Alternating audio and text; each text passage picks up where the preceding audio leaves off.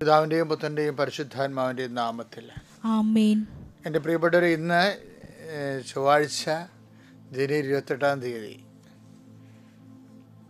നിങ്ങൾക്ക് എല്ലാവർക്കും സുഖമാണെന്ന് പ്രതീക്ഷിക്കുന്ന നമ്മളെ ശുശ്രൂഷ എല്ലാവരും പങ്കെടുക്കത്ത് കാണുന്നതിലും ഇപ്പോൾ ശുശ്രൂഷയുടെ 30,000 സബ്സ്ക്രിപ്ഷൻ കൂടി വ്യൂവേഴ്സ് കൂടിയിട്ടുണ്ട്.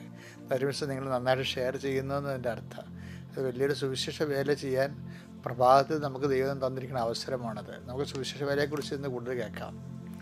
പ്രാർത്ഥിക്കുക. അമ്മേ പരിശുദ്ധ അമ്മേ, അമ്മേ പരിശുദ്ധമേ, ദൈവമാതാവേ, അങ്ങ് കൃപാസനത്തിൽ പ്രത്യക്ഷപ്പെട്ട് വരാൻ പോകുന്ന മഹാദുരന്തത്തിൽ നിന്ന് രക്ഷപ്പെടാനും എല്ലാവർക്കും വേണ്ടി പ്രാർത്ഥിക്കുവാനും ആവശ്യപ്പെട്ടിട്ട് 20 വർഷം കഴിഞ്ഞ ഈ വേളയിൽ കൃപാസനത്തിലൂടെ ഞങ്ങൾക്കും ഈ ദേശത്തിനും അമ്മ മാധ്യസ്ഥം നേടി തന്ന എല്ലാ അനുഗ്രഹങ്ങൾക്കും കൃപകൾക്കും ഞങ്ങളിപ്പോൾ ഹൃദയം നിറഞ്ഞ നന്ദി പറയുന്നു.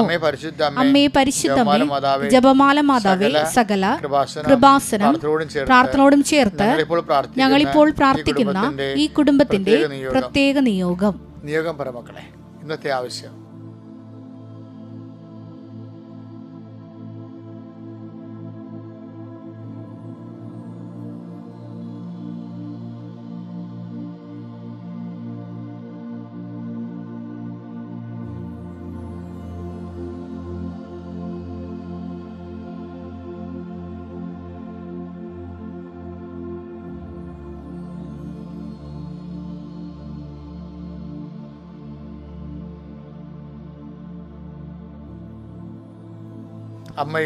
അമ്മയുടെ പ്രത്യക്ഷീകരണത്തിന്റെ ഈ ദ്വാദശക വേളയിൽ ഞങ്ങൾക്ക് സാധിച്ചു തരുവാൻ കനിയണമേ.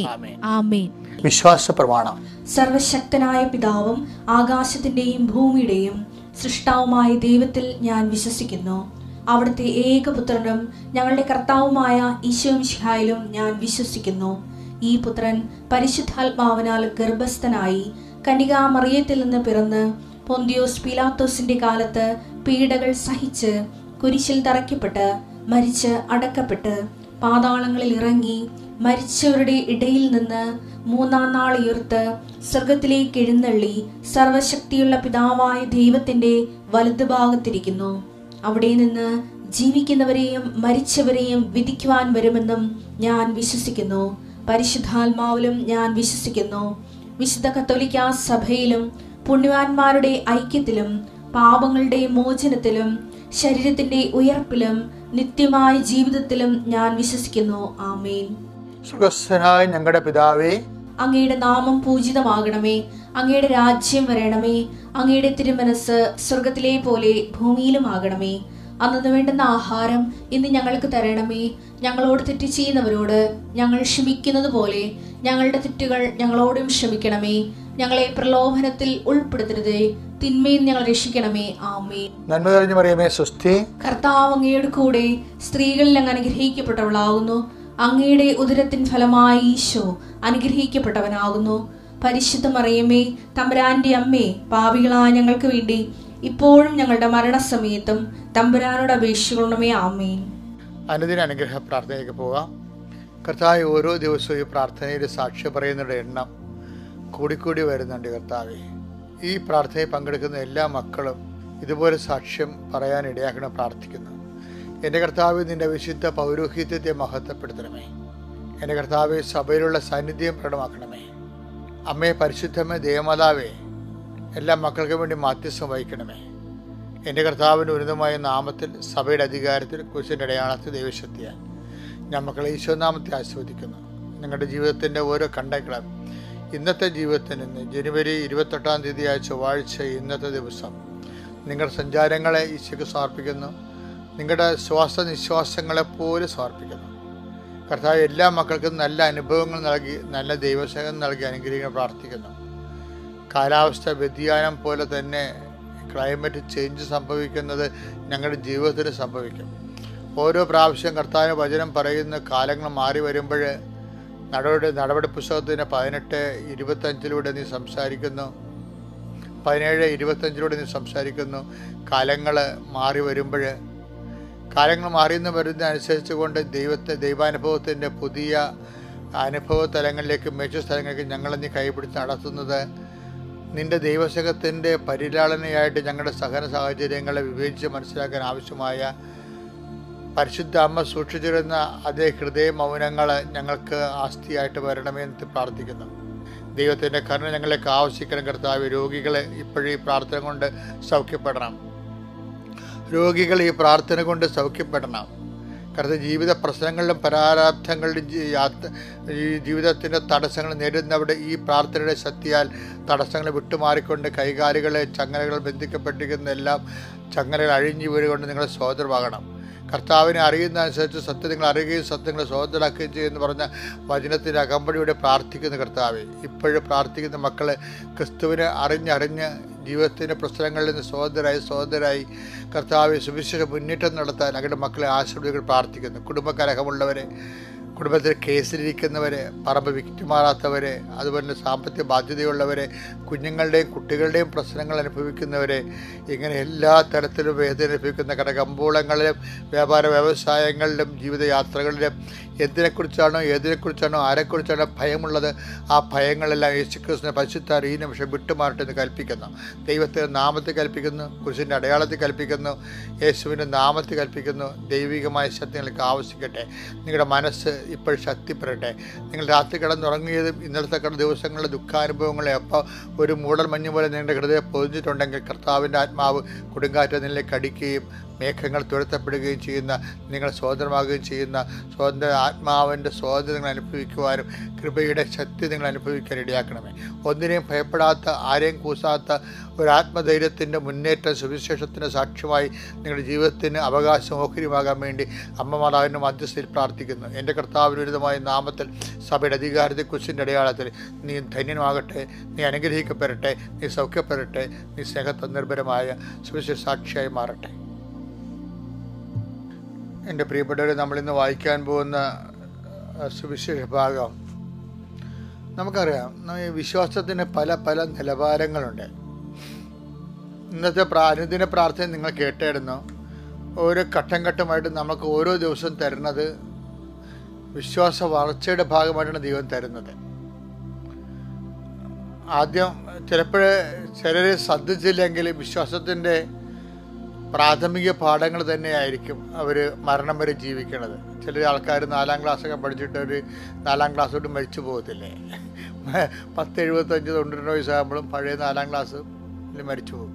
അതുപോലെ തന്നെ വിശ്വാസത്തിലും ചില നമസ്കാരങ്ങളും ചില വിശ്വാസങ്ങളൊക്കെ ആയിട്ട് അങ്ങനെ ജീവിച്ച് പ്രാർത്ഥനയാണ് ഏറ്റവും വലുതെന്നൊക്കെ പറഞ്ഞ് ജീവിച്ച് ഒരു സഹോദരനെപ്പോലും സ്നേഹിക്കാതെ ആർക്കും സുവിശേഷം കൈമാറാതെ മരിച്ചു പോയ ആൾക്കാരെ കണ്ടിട്ടില്ലേ?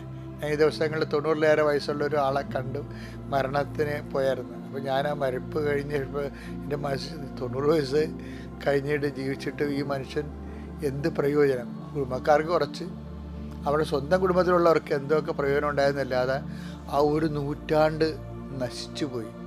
സുവിശേഷം കൈമാറാതെ നശിച്ച്, സഹോദരങ്ങൾക്ക് കാരുണ്യ പ്രവർത്തികൾ ചെയ്യാതെ നശിച്ച്, വിശ്വാസം കൈമാറാതെയും കാരുണ്യപ്പെടുത്താതെയും കർത്താവിൻ തിരുസന്നിധിയിൽ ചെന്നിട്ട് ഞാൻ എൻ്റെ കുടുംബത്തിലെ കാര്യങ്ങൾ നോക്കിയെന്ന് പറഞ്ഞിട്ട് എന്ത് പ്രയോജനം? ബാക്കിയുള്ളവരെന്തേ? ഈ തൊഴുത്തിൽപ്പെടാത്ത ആടുകളും എനിക്കുണ്ടെന്ന് കർത്താവ് പറയുമ്പോൾ ആ ആദ്യമല്ലേ നമുക്കുണ്ടാവേണ്ടത്. നമ്മുടെ കുടുംബത്തിൽ പെടാത്തത് ആളുകളെയും കർത്താവിനെ അറിയിക്കാൻ നമ്മൾ ബാധ്യസ്ഥരല്ലേ? സുവിശേഷം ജീവിക്കാൻ വേണ്ട ബാധ്യസ്ഥരല്ലേ? അതുകൊണ്ട് വിശ്വാസത്തിൻ്റെ പ്രഥമമാണ് പിന്നിടാൻ പറ്റുന്നൊരു വചനമാണ് വായിക്കുന്നത്. റോമ 10:17. ആകയാൽ വിശ്വാസം കേൾവിയിൽ നിന്നും കേൾവി ക്രിസ്തുവിനെ കുറിച്ചുള്ള പ്രസംഗത്തിൽ നിന്നുമാണ്. എന്റെ ചുരുക്കം വിശ്വാസം എവിടുന്നാ പറയണത്? കേൾവിയിൽ നിന്ന്. കേൾവി എന്ന് പറഞ്ഞാൽ എന്താണ്? ഒരു ഓഡിയോ സെൻസേഷനാണ് അല്ലേ കേൾവി. അപ്പം നമുക്ക് അറിവ് കിട്ടണത് എങ്ങനെയാണ്? പഞ്ചേന്ദ്രിയങ്ങളിൽ നിന്നാണ്. പഞ്ചേന്ദ്രിയം എന്തുമാത്രമുണ്ട്? കണ്ണുണ്ട്, കാതുണ്ട്, മൂക്കുണ്ട്, ത്വക്കുണ്ട് അല്ലേ? ഇതെല്ലാം പഞ്ചേന്ദ്രിയങ്ങളാണ്. അപ്പോൾ വിശ്വാസം നമുക്ക് ലഭിക്കണ കേൾവിയിൽ നിന്നാണ്. എന്ന് വെച്ചാൽ എൻ്റെ അർത്ഥം എന്നറിയാവോ? ഈ കേൾവിക്കാരെ വിശ്വാസം കിട്ടിക്കഴിഞ്ഞാൽ നമ്മുടെ ഈ സാക്ഷ്യത്തിനൊക്കെ വലിയ പ്രാധാന്യമുള്ളത് അതാണ്. നമ്മുടെ അനുഭവങ്ങൾ മറ്റുള്ളവർ പറയുമ്പോൾ എന്ത് പറ്റും? മറ്റുള്ളവർക്ക് വിശ്വാസം കിട്ടുകയാണ്. കാര്യം എന്താണ്? വിശ്വാസം കേൾവിയിൽ നിന്നാണ് കിട്ടുന്നത്. അപ്പോൾ ഇന്ന് വരെ നിനക്കൊരു ദൈവാനുഭവം ഉണ്ടായിട്ടില്ല, ഉണ്ടായ അനുഭവങ്ങൾ നീ മറ്റുള്ളവരോട് പറഞ്ഞിട്ടില്ല എന്നുണ്ടെങ്കിൽ നീ സാക്ഷിയല്ല. നീ ഭൂമിയുടെ അതിർത്തികൾ വരെ സാക്ഷിയാകാനാണ് കർത്താവ് പറഞ്ഞത്.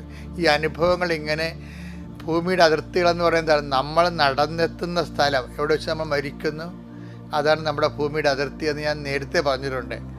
അപ്പോൾ മരണത്തിൽ ജീവിത അന്ത്യം വരെ നമ്മൾ സാക്ഷികളാകും. ഈശോ പറഞ്ഞൊരു വാക്ക് കേട്ടോ, എന്ന് പക്ഷേ അപ്പോസ്തല പ്രവർത്തനങ്ങൾ 1:8.